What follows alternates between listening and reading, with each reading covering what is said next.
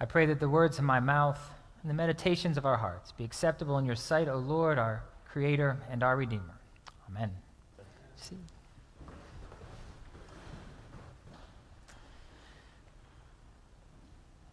Every so often, the stars align, things work out in some crazy way, and we find ourselves in the tempting position where we can really get back at someone who has done us wrong. When I was teaching at Elon University, I was sitting in my office one day when one of my juniors came to see me, and she sat on what was called the Ethics Review Board for the school, which was basically a group of students and faculty that decides on the punishment for students who have kind of broken some minor rules here and there. She stopped by to tell me that she was struggling with an interesting predicament that she found herself in. See, during her freshman year, there was another student who, for no real reason, had just been really mean and nasty to her. And now, lo and behold, 2 years later, who was in front of the Ethics Review Board but this exact same girl who had gotten into trouble for some despicable act like stealing someone's makeup or something, like that. And she told me that she knew it wasn't that bad of an offense, but she also realized that deep down, she had this urge to push the group to punish her a little harsher than maybe they would because of what she had done to her as a freshman those few years before. Now, she knew it would be wrong to do that, and ultimately she didn't, but that temptation to get back at her, that temptation to get revenge was still there. She really just couldn't help it. In some ways, her dilemma was similar to the one that Joseph faced in his story that we heard in our Old Testament text. Now, last week we heard the beginning of Joseph's story and how his brothers got sick of him rubbing his dreams in their faces and parading about how awesome he was, the favorite son of their father. And so finally their jealousy and in their anger, it drove them to pretend that Joseph had died, but instead they sold him off to some Ishmaelites, who in turn took him down to Egypt, where he was sold into slavery, and then eventually he ended up in prison. But God obviously intervened in Joseph's story, and soon enough he was in front of Pharaoh and using his special gift of interpreting dreams to land himself as the number 2 man in all of Egypt, in charge of preparing the country for the 7 years of abundance and then the 7 years of famine that would follow. And it was during those 7 years of famine that the unexpected happened. Those same brothers who had so brutally disposed of him years before show up in Egypt because, like the rest of the world, the people back in Canaan, they had run out of food. And so they'd come to Egypt to beg for food. And as they came before Joseph to buy some grain, he recognizes them, but they don't recognize him. And so now, here's his chance, right? By this time, Joseph, he is a very powerful man. He has the chance to get back at his brothers, to give them what they deserve, to punish them for what they had done to him those years before. He could simply say the word and they would be thrown out to starve, they could be imprisoned, they could even be killed. Tempting. But in the end, that's not what he does at all. Now, he does mess with them a little bit. They still are his brothers after all. That's what brothers are for, to mess with you a little bit. But as we heard in our reading today, eventually he just can't take it anymore, and finally he sends everybody out, says, close the doors, and he reveals to them who he really is. When I first read this story this week for the story about Joseph, what really stood out to me at least was the level of emotion that Joseph feels and shows when he finally reveals himself to his brothers. You can tell that he didn't grow up in a Swedish Lutheran family like I did, okay? Because everybody in a Swedish Lutheran family is very stoic. An overt display of emotion is like quietly and gently patting somebody on the back, maybe, right? Because he is crying and he is hugging his brothers so loudly and so joyfully that everyone in the entire palace can hear him, even though, again, they're behind closed doors and in a different area. You can tell that he is experiencing sincere feelings of joy and relief at having reconciled and reconnected with his brothers. Which is actually kind of surprising, isn't it? I mean, considering what they had done to him, if anyone had something to be mad about and hold a grudge about, it was Joseph. If anyone did deserve that revenge, it was him. And yeah, it's true, God had used the whole situation for good. God had made his plans work through what had happened. He had blessed Joseph. But that doesn't make the experience he had been through any easier for him. So then how is it possible for Joseph to feel this joy and relief at this reconciliation? How is it possible that he could accept what they had done and find peace with it? Well, it's possible because Joseph had found genuine forgiveness in his heart. Now, forgiveness is one of those things that as Christians, here at church, other places, we talk about it constantly. And yet we struggle to actually do it just as constantly. And Franklin Adams, he captured this well in his little turn on the famous quote when he said, to err is human, to forgive infrequent, right? And that's true for the simple reason that, let's be honest, forgiveness doesn't really come all that naturally to us. We are fragile, emotional people. And when we get hurt, it's difficult for us to get over that and to move past it. And on the other side, we also struggle to admit sometimes when maybe we were wrong in some way. Maybe that we contributed through something we said or something we did to the problems that are finding us in our own lives. So we talk a lot about forgiveness. We like to think and even say that we're doing it, but sometimes I can't help but wonder if we really mean it or if we're just kind of pretending. It's like when one kid does something that's not very nice to another kid, and parents line them up for what I like to call the little forgiveness ritual. You know that one? So basically, this is where two kids are marched up to each other by their parents. And one kid repeats after his parent, "I'm sorry," And the other kid is marched up by their parent, and they repeat after their parent, and they say, "That's okay, I forgive you," right? But what happens? The parents walk away, and the kids, they turn around, and they do the exact same thing to each other again. I seem to be going through that a lot these days, actually, in my life. But actually the reason we do pretend is because true and genuine forgiveness is hard. It's really hard. It takes a lot of blood and sweat and tears to really work through problems with someone, and it forces us to actually be realistic and deal with our situations, which we tend not to want to do. A lot of time our preference is to instead, let's just try and forget things. Because we mistakenly think that just forgetting about something, or at least trying to forget about something, is easier and better. But the problem with forgetting is, we can't do it. I mean, sure, we forget stuff all the time, but the thing is we can't control what we forget. And have you ever noticed how we tend to forget what we want to remember, and we always seem to remember what we want to forget? Just trying to forget about something won't bring us any peace or reconciliation that we need and we want. Forgetting isn't forgiving. It's actually just denial. And forgetting may help somewhat in the short term, but it has long-term consequences. And we know this because all of those feelings that we've bottled up, all of that hurt that we've pushed deep down, eventually it's going to break out of us somewhere down the line, and usually in fairly negative ways. When we keep all that junk in, it twists us up in ways that we aren't even aware of and into things that I know we don't want to be. Angry, bitter, dismissive.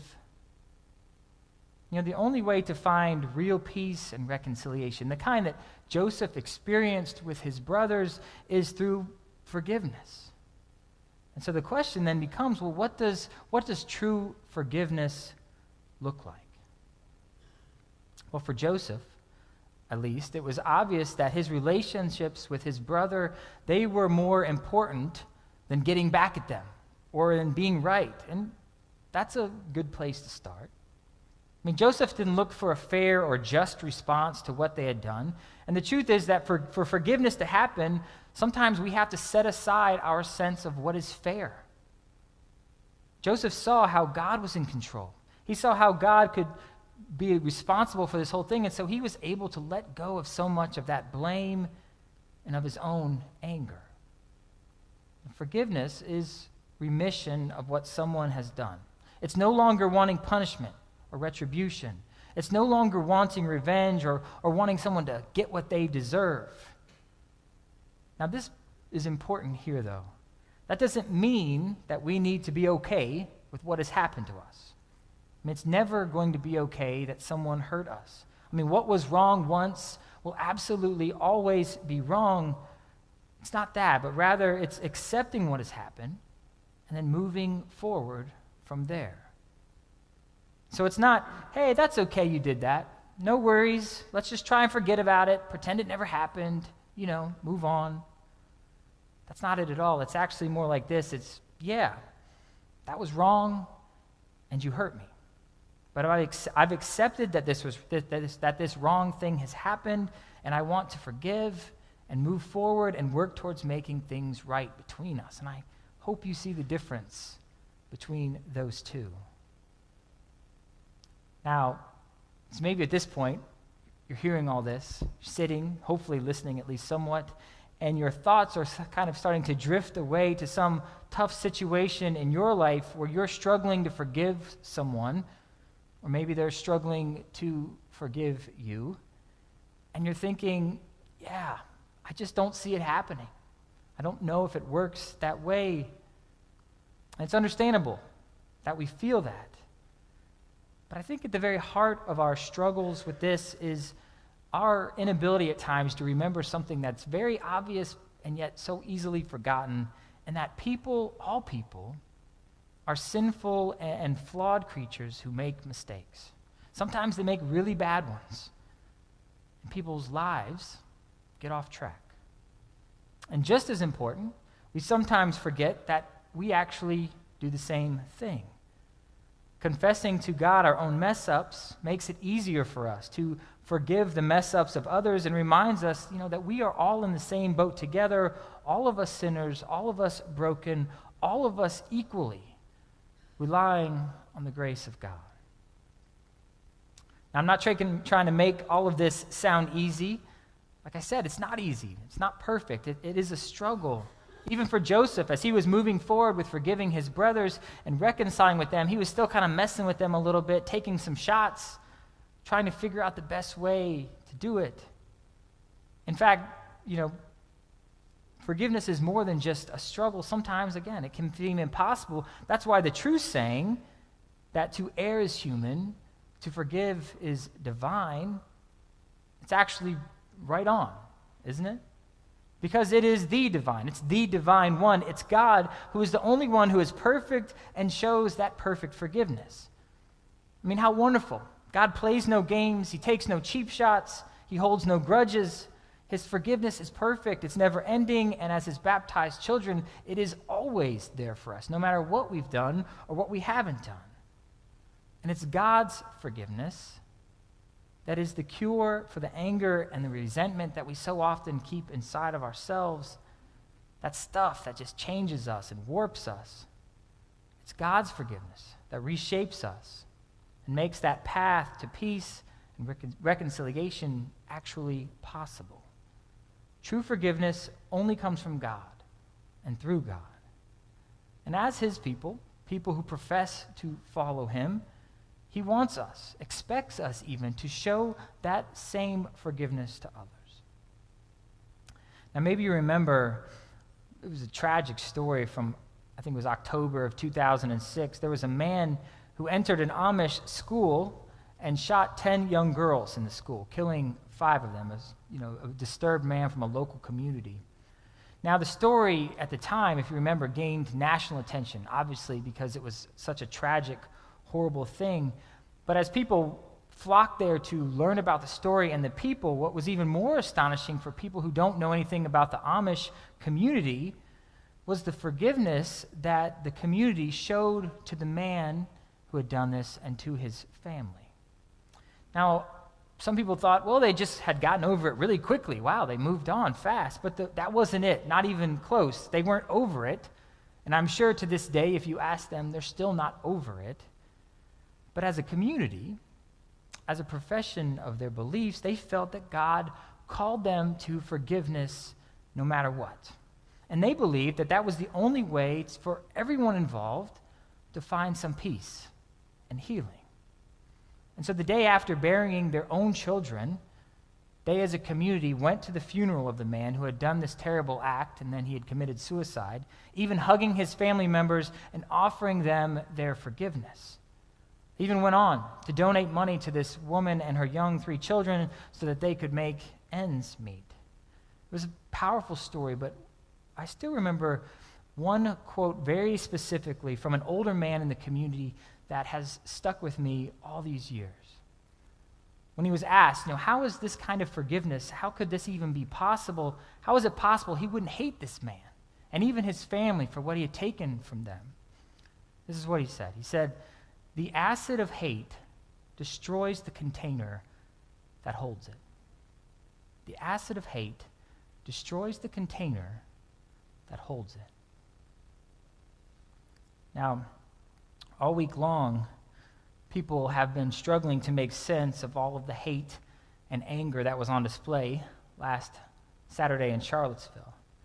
Certainly, the hatred of neo-Nazis and white supremacists is a particularly awful kind of hate. But you see, it's not just Charlottesville, and sadly, it's not just fringe groups. Hatred and anger and resentment are boiling to the surface more and more, and not just our politics, yeah, absolutely, but more so even in our communities and in our relationships with other people. And somehow it's almost become normal even for people to be angry and at everything and everyone and to lash out in fear when they feel threatened or uncomfortable in some way, which is why, more than ever, we would-be followers of Jesus need to not be afraid to show the world a different way. And not just from a distance with social statements and finger-wagging, nothing like that. We can and we should stand up for the things Jesus would have no tolerance for. But here's the thing. If we're going to do it in his name, then we have to do it in his way. And his way only comes from living out the teachings that God gave us in the Bible and that Jesus fulfilled and modeled for us in the Scriptures. And what we hear in our story about Joseph today and everywhere else that you read throughout the Bible and throughout the stories is that in this guidebook that we do call the Bible is that you don't fight fire with fire. Nobody wins with that. What God always wants for us is the same thing that he gives to us, to show mercy, to show forgiveness to others, to work constantly for reconciliation with others around us. That's the only way that we are going to be a part of healing and not dividing this world that we are temporarily calling our home.